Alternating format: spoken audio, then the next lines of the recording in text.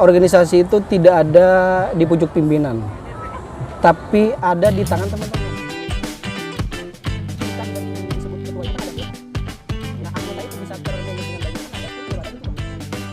Saya jadi ketua itu kan dipercaya teman-teman.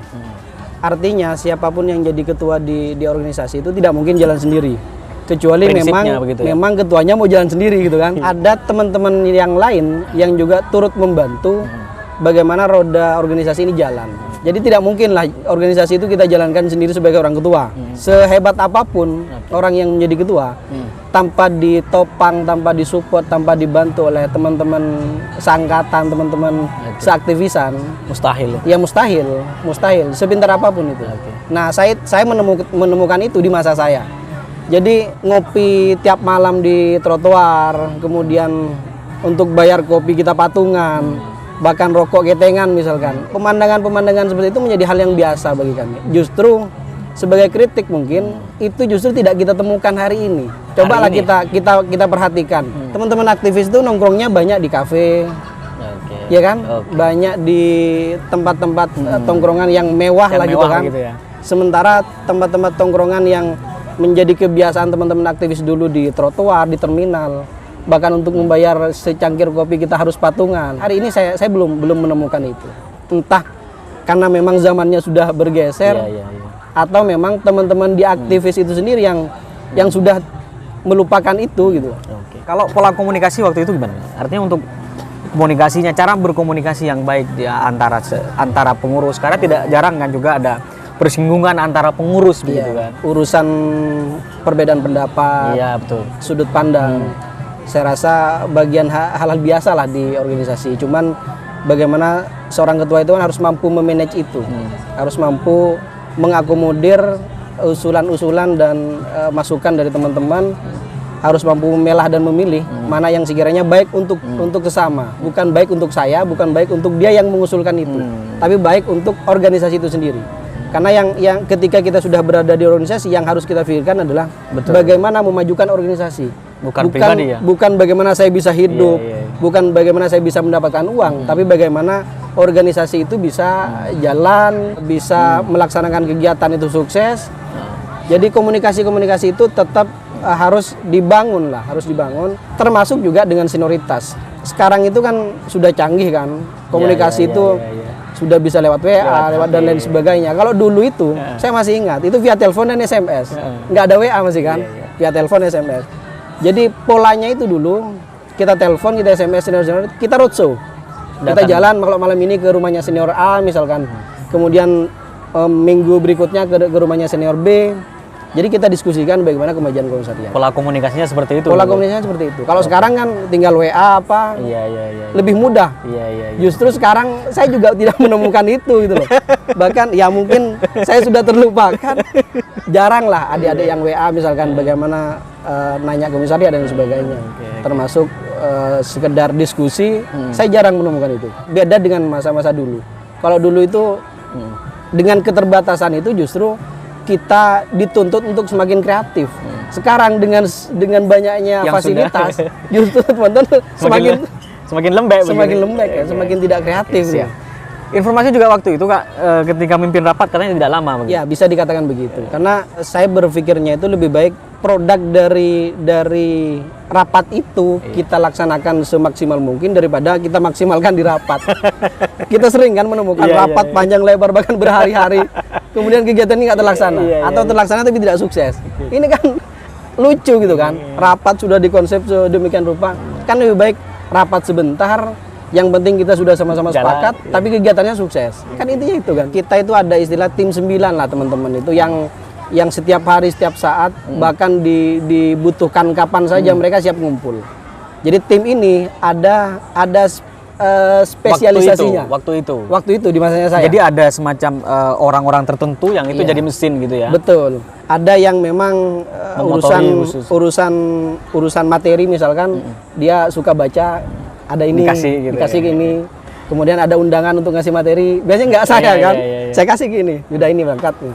Kemudian urusan gerakan ada ini kita pasrahkan gini. Jadi pas sudah rapat ingin ngonsep satu kegiatan itu, ya teman-teman inilah yang yang menyampaikan gagasannya, ya tidak perlu kita pikir panjang, karena saya rasa ide-idenya sudah sesuai dengan keinginan kita bersama. Jadi tinggal ketimbang rapat lama-lama, yang penting garap kegiatannya saja begitu.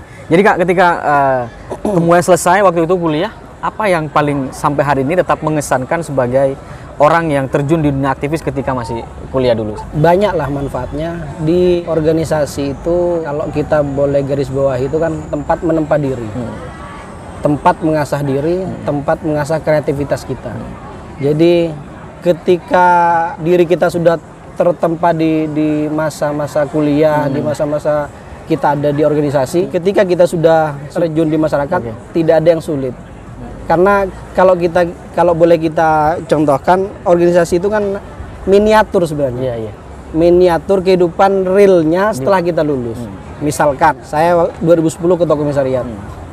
Di komisariat itu ada ketua, ada struktur, ada bidang-bidang. Kalau kita tracking misalkan di desa, ada kepala desa, sekdes, ada kaurkasi, sama dengan itu. Termasuk lebih tinggi misalkan di tingkat kabupaten, ada bupati, ada OPD. Nah, sama dengan itu. Jadi di organisasi kampus itu miniaturnya. Jadi kalau kita belajar di sana sungguh-sungguh, maka saya berpikir itu tidak akan sulit ketika kita sudah ada benar-benar terjun di dunia masyarakat. Jadi artinya itu memberikan kita bekal begitu ya? Sangat memberikan bekal kepada kita. Sampai hari ini itu tetap menjadi menjadi dasar kayak sampai hari ini. Betul. Gitu. Berarti kalau dihitung-hitung tahun 2010 sudah 10 tahun yang lalu berarti? Iya, sekitar 10 tahun yang lalu. Dan informasinya juga teman-teman dari dulu tetap solid. Kepengurusan sampean tetap solid sampai hari ini. Solid. Bahkan kita ada agenda, kalau yang tahunan itu setiap Ramadan itu pasti menggelar buka bersama. Itu pasti. Jadi pasti setiap tahun. Kita giliran. Kalau di Sumeneb, ya kita cari tempat di Sumeneb. Kemudian di Sampang, Pamekasan, di Bangkalan, kita setiap tahunnya pasti giliran lah tempatnya. Jadi kalau ditanya-tanya Kak, itu untuk apa begitu? Untuk pertemuan itu kira-kira gitu? Untuk apa gitu tetap solid gitu?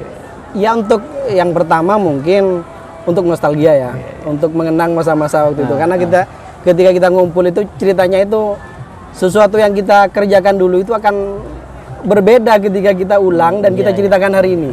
Pasti berbeda kan?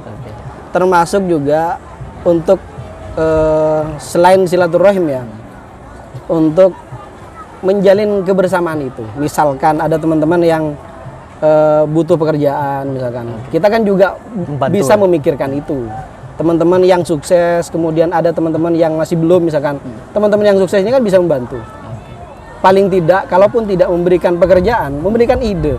Jadi ini sangat dibutuhkan oleh teman-teman pastinya. Jadi tetapi kumpul-kumpul seperti itu Kak tak jarang itu ditinggalkan hari ini. Jadi tidak semua orang berpikir bahwa itu baik dan itu untuk membantu.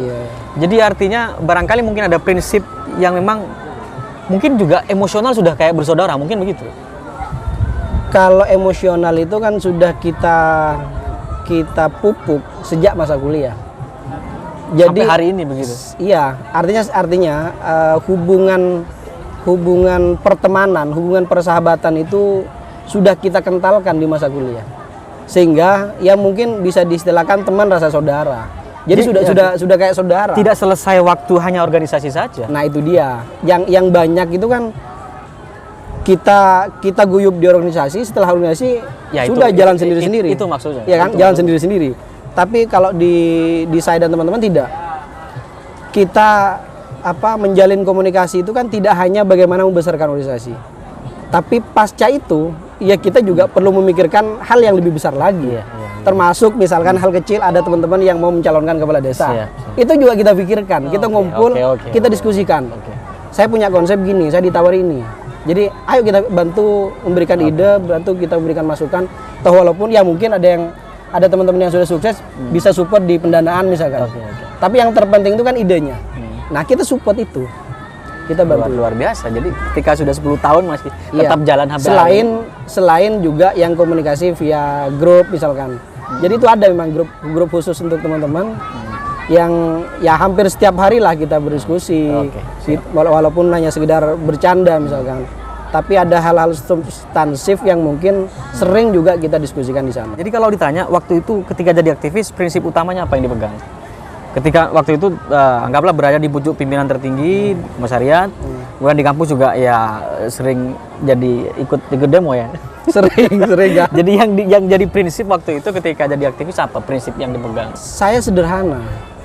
Kalaupun saya misalkan sempat dipercaya oleh teman-teman menjadi ketua, organisasi itu tidak ada di pucuk pimpinan, tapi ada di tangan teman-teman. Kita bisa disebut ketua itu kan ada anggota. Yeah. Nah, anggota itu bisa termanage dengan baik itu kan ada struktur, ada ketua. Yeah.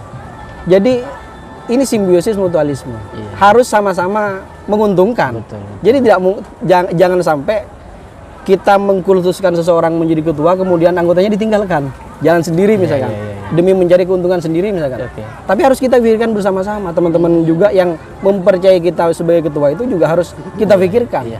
Sederhananya kan seperti itu. Okay. Jadi itu yang paling dipegang waktu itu ya. Betul. Juga agar tidak menyebabkan konflik internal juga gitu. Karena itu yang sering itu kan bagaimana kita solid bukan berarti kita tidak pernah berkonflik kan. Betul. Cuman ya percikan-percikan api di tubuh organisasi itu kan ketika itu dibiarkan seperti api dalam sekam kan, akan sebagian besar bahkan membakar lumbungnya misalkan. Tapi kalau percikan-percikan api itu cepat kita padamkan dengan kesulitan dan kebersamaan, maka hal itu bisa kita atasi. Jadi melalui pendekatan-pendekatan yang penting solid lah. Kesolidan itu perlu diutamakan dalam membangun organisasi itu sendiri, termasuk membangun jejaring antar sesama.